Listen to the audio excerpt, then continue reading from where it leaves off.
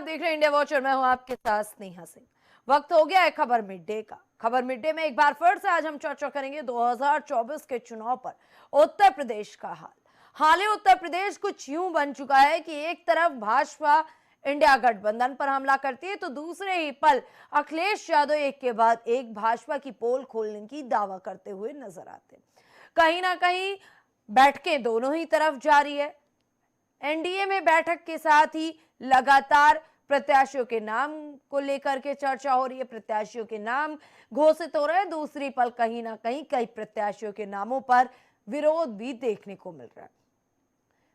आमतौर पर जब भी तो कहीं ना कहीं नाराजगी भी देखने को मिलती है और नेताओं के आने जाने का सिलसिला भी शुरू हो जाता है। वहीं अखिलेश यादव ने पत्रकारों को संबोधित करते हुए भाजपा पर निशाना साधा और कहा कि बीजेपी रहेगी तो नौकरी भी खत्म हो जाएगी और आरक्षण भी खत्म हो जाएगा। ये कि बीजेपी रहेगी तो नौकरी भी खत्म हो जाएगी और आरक्षण भी खत्म हो जाएगा। ये गंभीर आरोप है। क्या वाकई बीजेपी का इतना बड़ा साइड इफेक्ट देखने को मिल रहा है? फिलहाल मुद्दा बहुत ही गंभीर है और पूरी तरीके से इस पर हम चर्चा करेंगे। चर्चा के लिए हमारे साथ हमारा एक्सपर्ट पैनल जुड़ चुका है। आइए आपको मिलवाते हैं हमारे एक्सपर्ट पैनल से। वरिष्ठ पत्रकार विजय कुमार निगम, बीजेपी नेता विकास पांडे। पहले तो आप दोनों का इंडिया वॉच में बहुत बहुत स्वागत है। विकास जी, अखिलेश यादव ने गंभीर आरोप लगाया है कि पीडीए की तो पूरी तरीके से विरोधी है बीजेपी, युवा विरोधी है, आरक्षण विरोधी है बीजेपी। उन्होंने कहा कि आरक्षण भी खत्म हो जाएगा, रोजगार जो बचे कुछ हैं वो भी खत्म हो जाएंगे अगर बीजेपी रहती है तो। देखिए, मुझे लगता है कि श्रीमान अखिलेश यादव जी जब ये कहते हैं कि भारतीय जनता पार्टी पीडीए की विरोधी है, तो उन्हें भारतीय जनता पार्टी की पूरी रीति नीति से वाकिफ हो जाना चाहिए। और भारतीय जनता पार्टी के द्वारा आप देख लीजिए हमने जनता के बीच क्या काम किए, जरा उनकी एक बार समीक्षा कर लें तो शायद उनका ये भ्रम दूर हो जाएगा। वर्तमान में आप देख लीजिए कि भारतीय जनता पार्टी एकमात्र ऐसा राजनीतिक दल है जो सबको, सारी जातियों को एक साथ लेकर के चल रहा है। बाकी कोई पीडीए की बात करता है तो कोई अपनी तुष्टीकरण के लिए कहता है मंदिरों पे टैक्स लगा देंगे, तो कोई इसके इतर जाकर के बंगाल में क्या होता है हम सब जानते हैं। तो ये सारे विषय स्नेहा जी मुझे लगता नहीं आपसे छुपे हुए हैं।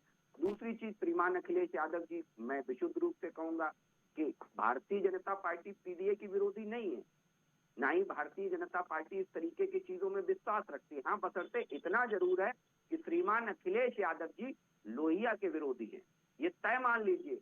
क्योंकि आदरणीय लोहिया जी जो कि समाजवाद के सबसे बड़े पिरोधा थे, जिनके इतना जरूर है कि श्रीमान अखिलेश यादव जी लोहिया के विरोधी हैं, ये तय मान लीजिए। क्योंकि आदरणीय लोहिया जी जो कि समाजवाद के सबसे बड़े पिरोधा थे, जिनके समाजवाद को आज कैद करने का काम श्रीमान अखिलेश यादव कर रहे हैं, उनके समाजवाद की परिभाषा में कहीं पीडीए नहीं। उन्होंने तो नारा दिया था कि जाति तोड़ो समाज जोड़ो, और आज अखिलेश यादव जी क्या कर रहे हैं? जाति तोड़ो और समाज तोड़ो, तमाम तरीके के तुष्टीकरण जोड़ो की राजनीति कर रहे हैं।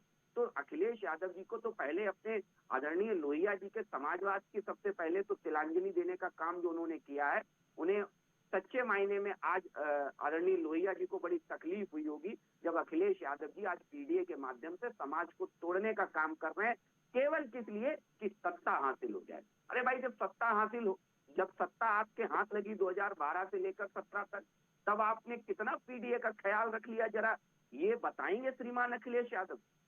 नहीं बताएंगे स्नेहा जी, क्योंकि पीडीए की आड़ में परिवार है इनका, परिवार डेवलपमेंट अलायंस है ये इनका पीडीए का।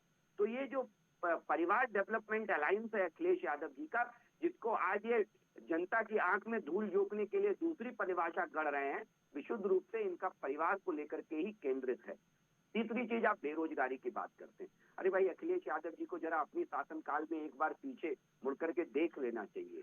आप देख लीजिए, पीएलएफएस की रिपोर्ट ये कहती है कि 2016 और 17 में जहां बेरोजगारी दर यूपी के अंदर 6.1% थी, आप नोट करिएगा इसमें जी, 6.1%। और ये हम नहीं कह रहे हैं, ये पीएलएफएस के आंकड़े कह रहे हैं।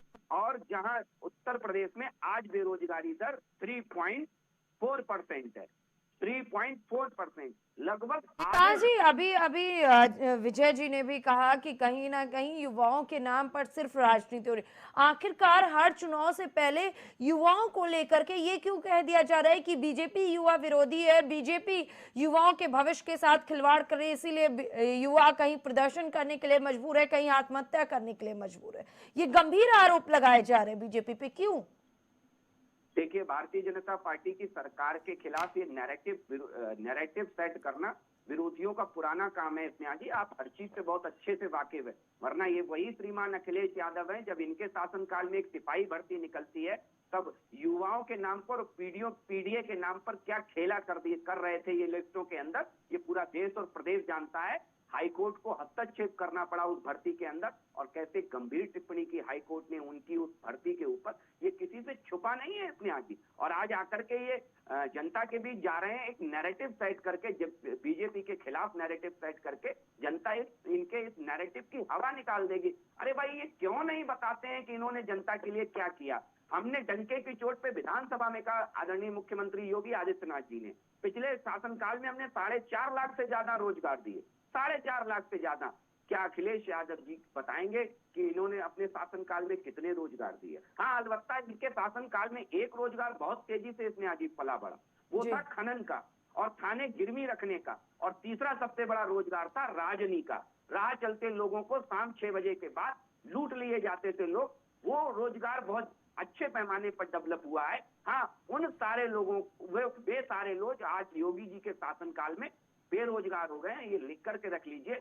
अब उन्हें रोटी मिलने वाली नहीं है जब तक योगी जी की सरकार है। ना कोई राजनी कर पाएगा, ना लुटेरा, ना खनन माफिया खनन कर पाएगा, और ना लुटेरा इस प्रदेश को लूट पाएगा। इन सारे लोगों, ये सारे लोग आज बेरोजगार हो गए, और मुझे लगता है बेरोजगारों की आड़ में अखिलेश यादव इन्हीं की बेरोजगारी की चर्चा कर रहे हैं, वो हम आप समझ नहीं पा रहे हैं।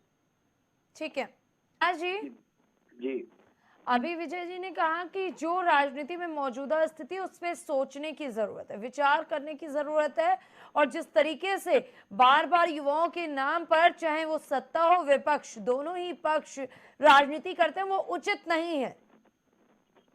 देखिए, हमारे आदरणीय साथी ने जो भी कहा है जी। उनका अपना पहलू हो सकता है, लेकिन मैं भारतीय जनता पार्टी के दृष्टिकोण से आपको मैं विशेष रूप से अवगत करा दूं। हम युवाओं को लेकर के जागरूक हैं, और ये मान लीजिए कि हमारे काम करने की शैली में ये है कि सबसे पहले हम युवाओं को रोजगार दें।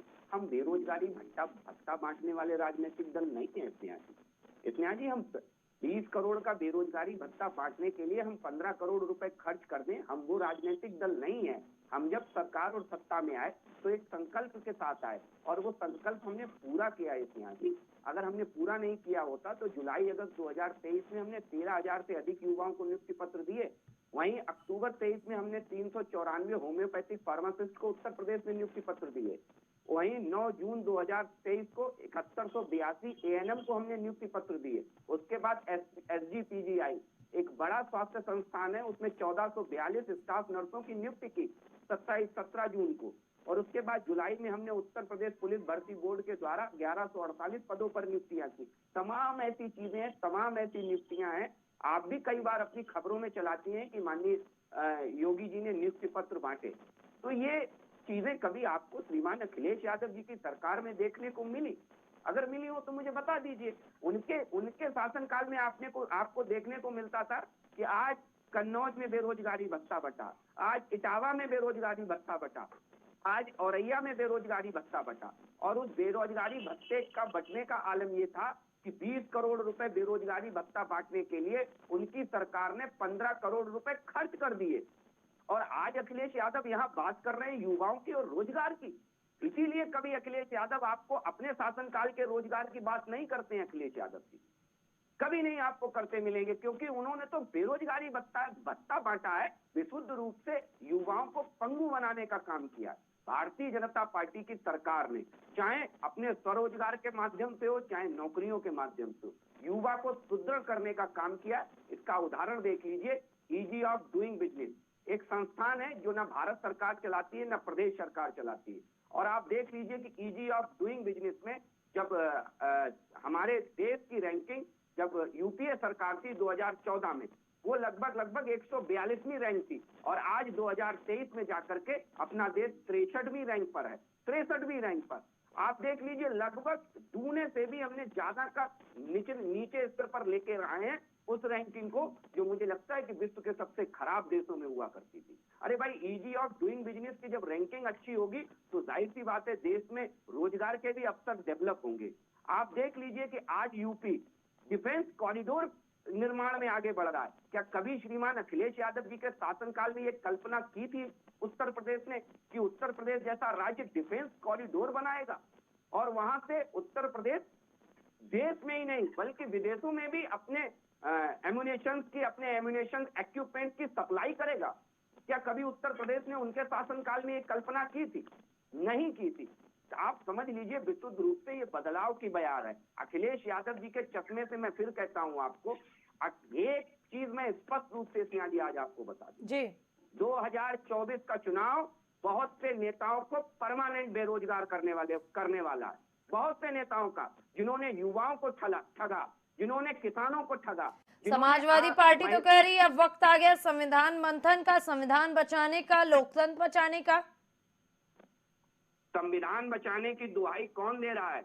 वो श्रीमान अखिलेश यादव दे रहे हैं कि जब संविधान को तार कर करके उनके पिताजी के ऊपर कांग्रेस आय से अधिक संपत्ति का मुकदमा दर्ज करती है सीबीआई के माध्यम से, केवल इसलिए कि उनका समर्थन लिया जा सके, तब क्या संविधान तार नहीं हुआ था? ये पूछ लीजिएगा किसी समाजवादी पार्टी के प्रवक्ता से।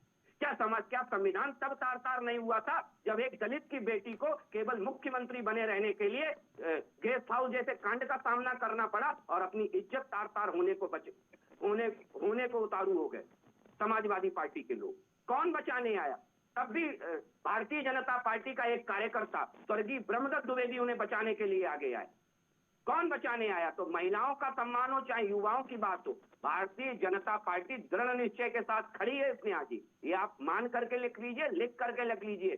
जनता का जन समर्थन हमें है क्योंकि हमने करके दिया है, हमने जनता को डिलीवर किया है स्नेहा जी। साफ नियत और सही विकास, यही भारतीय जनता पार्टी का मूल आधार है। यही हमारे 2024 का ध्येय वाक्य है। हमारे 140 करोड़ नरेंद्र मोदी जी का परिवार उनके साथ खड़ा है। आप देख लीजिए 2024 के चुनाव के बाद कुछ नेता परमानेंट बेरोजगार होने वाले हैं। लिख करके रख लीजिए, लिख कर दिया जी। विकास जी, मुद्दे पे फाइनल कमेंट। देखिए स्नेहा जी, अभी हमारे सम्मानित प्रवक्ता साथी ने बहुत अच्छी बात कही कि आज का युवा बहुत तेज और समझदार है। वो हर चीजों को जानता समझता है। वो जानता है कि जब उत्तर प्रदेश के अंदर नई नई कंपनियां आएंगी तो रोजगार के अवसर भी डेवलप होंगे और उत्तर प्रदेश का माहौल बदलेगा।